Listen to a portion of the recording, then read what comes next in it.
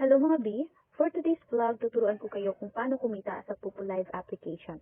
Kung wala ka pang account, click mo lang yung link sa baba, download mo lang yun, at gagawa ka ng account, tapos sundan mo lang yung tutorial ko, okay?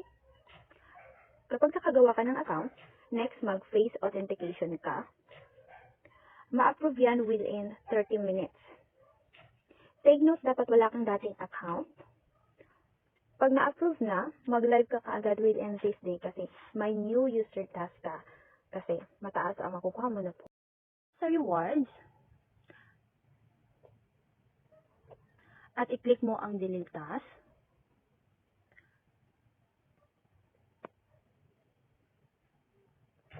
Tapos click mo yung go sa gilid. Dahil new user ka mga B, 2 hours live yun. Okay lang na putol-putol ang live mo basta matapos mo ngayong araw na to. After live, punta ka sa reward at i-claim mo ang 20k points mo. Bukas ulit, ganun pa rin, 2 hours live dahil 7 days ang new user task mo. So, ito mga dapat gawin pag naka-live ka. Dapat nakaharap ka sa camera, bawal nakatalikod at bawal iwanan ang live. Bawal tao na background, bawal ang baby or bata. Bawal may ingay or umiyak na bata. Kasi kapag nagka-violation ka, mawawala yung 10k per hour mo.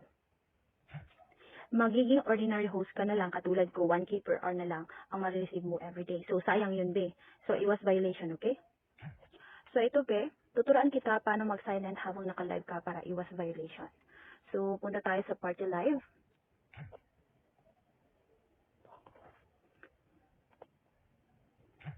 So, hanap ka dito kung sino nagpa-party live. Take note, kapag nagpa-party live ka sa seat 2, 3, and 4 ka lang uupo, okay? Kasi kapag nasa 5, 6, to 9 ka, Hindi tatakbo yung oras mo. Sayang naman, 2 hours kang upo dyan tapos hindi pala gumagana yung oras mo.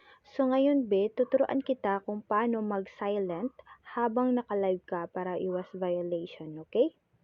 So, punta ka sa baba, pindutin mo yung 3 linya sa baba. Tapos, sa may gilid, sa left side, na may nakalagay microphone, pindutin mo lang yan, tsaka yun, naka-silent ka na. So, yun lang, punta ka ulit sa reward, click mo lang yan sa taas, at i-claim mo yung reward mo pagkatapos yung 2 hours live mo, okay?